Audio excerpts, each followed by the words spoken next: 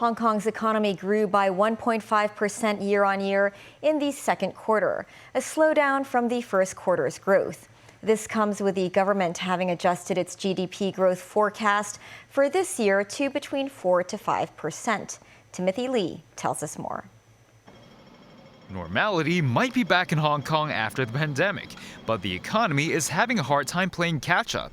The government announced that GDP growth in the second quarter showed signs of an economic slowdown, rising by just 1.5% on a year-on-year basis, while dropping by 1.3% quarter-on-quarter. The government previously forecasted GDP growth of 3.3 to 5.5% this year. This has now been revised to between 4 and 5%. To meet such a forecast, the next two quarters must see a minimum growth of 5.8% for the city.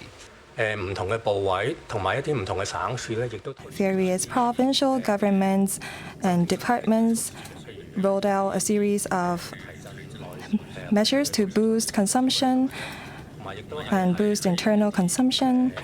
They also relaxed measures in controlling the property market. All these stimulus measures will improve the business confidence in Hong Kong and the mainland.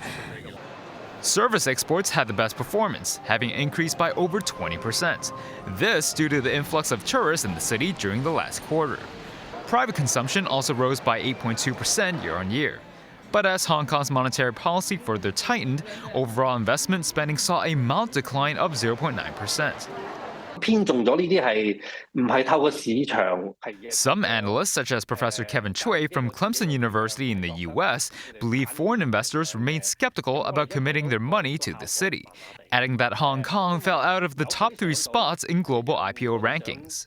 The government hopes the arrival of more tourists will foster GDP growth primarily through private consumption and tourism services. Timothy Lee, TVB News.